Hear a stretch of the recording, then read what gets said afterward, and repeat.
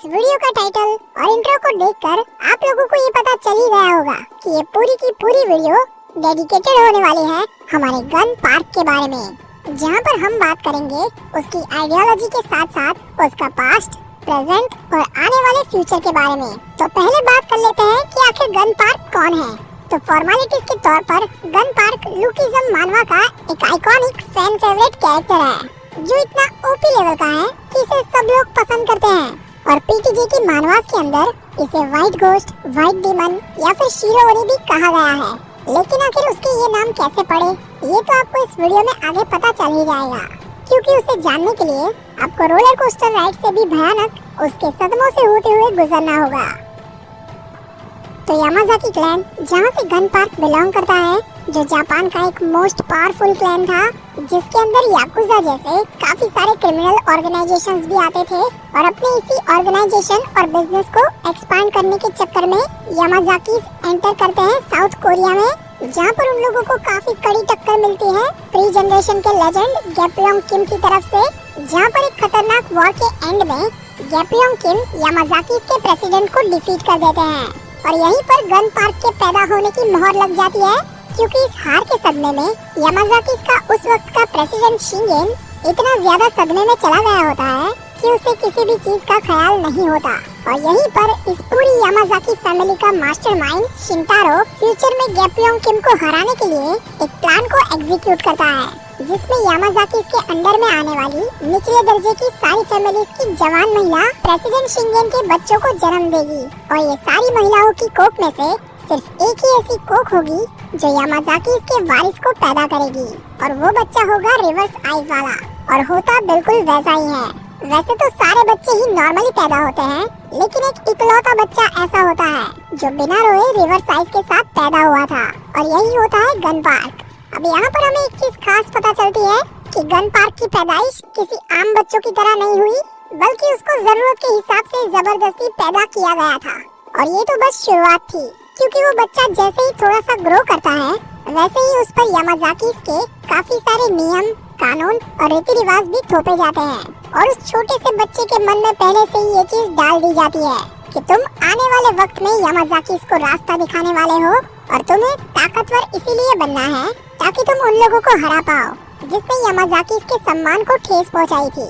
और इसी के चलते उसे बचपन से काफी ज्यादा हार्डकोर ट्रेनिंग करवाई जाती थी, सिर्फ ये चीज बताकर कि अगर तुम ऐसा करोगे तो तुम्हारे पिता यानी कि यामाजाकी के प्रेसिडेंट तुम्हें अपना खुद का नाम देंगे। और इन्हीं सारी चीजों के चलते गन पार्क ने काफी कम उम्र के अंदर काफी बड़े फीट्स को अचीव किया, जो कि उस उम्र के बच्चे शायद ही कर पाए। लेकिन इस बीच उसके मन में हमेशा एक कश्मकश चलती रहती थी कि काश उसका भी परिवार एक नॉर्मल परिवार होता। और इसी तरह टाइम बीतने के साथ उसे जिंदगी में पहली बार उम्मीद की किरण नजर आती है, जो कि होता है उसका बड़ा चचेरा भाई हारुतो। और उसी की बात मानकर वो एक बार कोशिश भी करता है कि वो यामाजाकी की ये पिछड़ी हुई मानसिकता से आगे निकल जाए। लेकिन ऐसा करते ही उसके शिंटारो चाचा की तरफ से उसे एक अच्छा खासा थप्पड़ मिलता है, और उसकी उम्मीद की किरण हारुतो अपने आप को उसी के सामने सैक्रिफाइस कर देता है। और यही वो ट्रॉमा और हादसों की शुरुआत होती है, जो आगे चल के और भी ज्यादा भयानक होने वाले हैं। अब हारुतो के मरने के बाद कुछ समय यहाँ पर बीता ही था कि धीरे धीरे करके यामाजाकी के अंदर आपस में ही फूट पड़ने लगती है। लेकिन यहाँ पर यामाजाकी अपने साथ हुई इस पहली बगावत को काफी आराम से रोक लेते हैं। लेकिन फिर यामाजाकी की ये मिडवाइफ अपनी आखिरी सांसों के दौरान काफी तगड़े सीक्रेट्स को रिवील करती है, जिसमें गन पार्क के चाचा शिंटारो के साथ साथ हमें भी ये पता चलता है कि इस बुढ़िया की छोटी सी गलती की वजह से शिंगेन यामाजाकी का प्रेसिडेंट है, और वो भी सिर्फ इसलिए क्योंकि उसके पास रिवर्स आइज है। लेकिन असलियत में यामाजाकी का बड़ा बेटा पहले से ही शिंटारो था, लेकिन उसके पास रिवर्स आइज ना होने के कारण उसे दूसरे नंबर के दर्जे पर रखा गया। और शिंटारो को ये बात पता चलते ही यहाँ पर शुरुआत हो चुकी थी एक और बड़ी बगावत की, जहाँ पर यामाजाकी से जुड़े और भी कई सारे सीक्रेट खुले। और हमें ये भी पता चला कि शिंटारो के पास भी रिवर्स आइज पहले से थी, और यहाँ पर शिंटारो अपने थ्रोन को पाने के लिए इतना ज्यादा डेस्परेट हो गया था कि अपने भाई के साथ साथ वो उसके बच्चों को भी मारने वाला था, इंक्लूडिंग गन पार्क, जो कि फ्यूचर में बनने वाला यामाजाकी का प्रेसिडेंट है। लेकिन इन सारी चीजों के बीच में गन पार्क को और भी बड़े सदमे मिल चुके थे, जैसे कि उसका खुद का सगा बाप उसे अपना बच्चा नहीं मानता था। तो गन ने अब तक अपनी जिंदगी में ये सारा कुछ सहा, और वो भी अपने पिता के मुंह से सिर्फ अपना नाम पाने के लिए। ये सारी चीजें वहीं पर एक बार को मिट्टी में मिल जाती है। लेकिन शिनटारो के द्वारा मचाई गई ये बड़ी सी बगावत इस चीज का कारण बनती है कि शिंगेन के अंदर फाइनली गन पार्क का बाप जाग उठता है। लेकिन तब तक बहुत देर हो चुकी थी, क्योंकि यहाँ तक शिनटारो शिंगेन के सपोर्ट में आने वाले सारे यामाजाकी और शिंगेन के सारे बच्चों को भी मार चुका था। और यहाँ पर शिंगेन का बस एक ही बच्चा बचा होता है, जो कि होता है गन पार्क। और उसको बचाने के लिए फाइनली शिंगेन अपने आप को भी सेक्रीफाइस करवा देता है, और यहीं से गन पार्क की वाइट डीमन बनने की जर्नी शुरू होती है। क्योंकि शिंगेन के सेक्रीफाइस के वक्त पर गन पार्क वहाँ से भाग जाता है, और उसकी ये ट्रेजिक लाइफ और खतरनाक किस्मत उसको लाकर पटकती है बुसान के समंदर किनारे पर। और इसी समंदर किनारे पर आँख खुलते ही वो अपने सामने देखता है प्री जनरेशन के उसी लेजेंड को, जिसकी वजह से गन को पैदा किया गया था, यानी कि वही इंसान जिसने यामाजाकी क्लैन के साथ साथ शिंगेन को भी डिफीट किया था। The one and only legend of pre generation Gapyong Kim. अब यहाँ पर आप सोच कर देखो कि गन पार्क कितनी ज्यादा वाहियात सिचुएशन में फंसा हुआ है, क्योंकि यहाँ पर उसकी मदद वो इंसान कर रहा है जिसको असलियत में मारने के लिए गन को पैदा किया गया था। मतलब उस गाने की जो लाइन थी ना कि जिंदगी ने जिंदगी भर गम दिए, ये लाइन बिल्कुल यहीं पर फिट होती है। लेकिन अब यहाँ पर आगे चल के गैप्योंग किम गन पार्क की हेल्प करने का डिसाइड करते हैं, और उसके सामने ये चीज भी रिवील करते हैं कि यामाजाकी साउथ कोरिया के अंदर भी फैले हुए हैं। तो अगर तुम यहाँ पर रहते हो तो कभी ना कभी वो लोग तुम तक पहुँच जाएंगे। तो तुम्हें कोई ऐसा रास्ता चुनना होगा जहाँ पर तुम सेफ भी रह सको और खुद को और भी ज्यादा ताकतवर बना सको। और ऐसे ही गैप्योंग किम के कॉन्टेक्ट से जैक लगाकर गन पार्क एंटर करता है जुवेनाइल प्रिजन में, और यहाँ पर उसको एक बच्चा समझकर काफी सारे कैदी उसे बुली करने वाले होते हैं। लेकिन उन बेचारों को पता ही नहीं होता कि ऐसी तुच्छी फाइटिंग के अंदर ये छोटा सा बच्चा काफी पहले पीएचडी करके आ चुका है। तो यहाँ पर गन पार्क अपने सेल के सारे कैदियों को अकेला ही पेल देता है, और ऐसे ही जेल के अंदर उसकी जर्नी शुरू होती है सबसे ज्यादा ताकतवर बनने की। और समय बीतने के साथ वो उस पूरी प्रिजन का बॉस बन जाता है। लेकिन उसके बाद भी वो यहीं पर रुका नहीं होता, वो अपने डेली रूटीन के अंदर काफी ज्यादा हार्डकोर ट्रेनिंग को फॉलो करता है, जिस वजह से उसकी ताकत एक अलग ही लेवल पर जा चुकी होती है। और यहीं पर वो पहली बार मिलता है इलाइट से, जिसका असली नाम होता है चार्ल्स चोई। और ये बंदा गैप्योंग किम की गैंग का सेकंड इन कमांड होता है।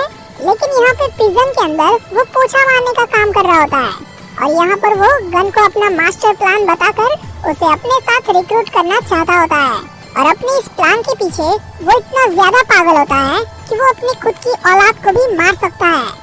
और ये चीज जानने के बाद गन पार्क को चार्ल्स चोई के अंदर एक फादर फिगर नजर आता है, जो अब तक उसने शिनटारो और शिंगेन के अंदर भी देखा था।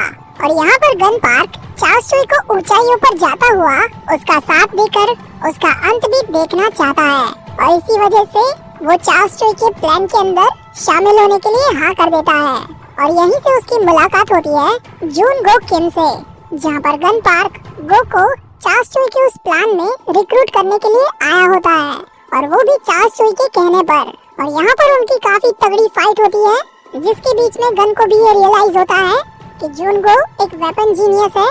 और यहाँ पर गन पार्क की जिंदगी की सबसे अच्छी चीज यानी कि एक दोस्ती की शुरुआत हो चुकी होती है। लेकिन इसके बाद चार्ल्स चोई के कहने पर रेड पेपर की तलाश में गन वापस से जापान जाता है, और वहाँ पर यामाजाकी के अगेंस्ट में उसकी एक काफी आइकॉनिक वॉर होती है, जिसमें गन की जान बचाने के लिए उसकी माँ पार्क शोमी भी अपने आप को सेक्रीफाइस कर देती है। और यहाँ पर गन के दिल में वो सारे ट्रॉमा के बादल इस कदर फटते हैं कि वो अपनी अल्ट्रा इंस्टिंक्ट के भी बियॉन्ड चला जाता है। और ये एक ऐसी स्टेट होती है जहाँ पर अब तक सिर्फ उसका फादर ही पहुँच पाया था। मतलब फाइनली यहाँ पर वो एक डीमन बन चुका होता है, और अपने अंकल शिनटारो के खिलाफ फाइट के दौरान शिनटारो खुद भी इतने सारे वक्त से ये सारे नियमों से ऊब चुका होता है। लेकिन यहाँ पर उसके दिमाग में एक चीज आती है कि अगर यहाँ पर यंग मास्टर गन ने उसे डिफीट कर दिया तो यामाजाकी के नियमों के तौर पर उनका नेक्स्ट प्रेसिडेंट गन यामाजाकी बनेगा। और ये सोचते हुए शिनटारो के पेट पर गन पार्क का इतना खतरनाक मुक्का पड़ता है कि वो उसके पेट को फाड़कर ही दूसरी तरफ निकल जाता है। और यहाँ पर गन पार्क अपनी अल्ट्रा इंस्टिंक्ट पर से कंट्रोल खो देता है। लेकिन यहाँ पर शिनटारो खुद भी समझ चुका होता है कि ये उसका अंत है।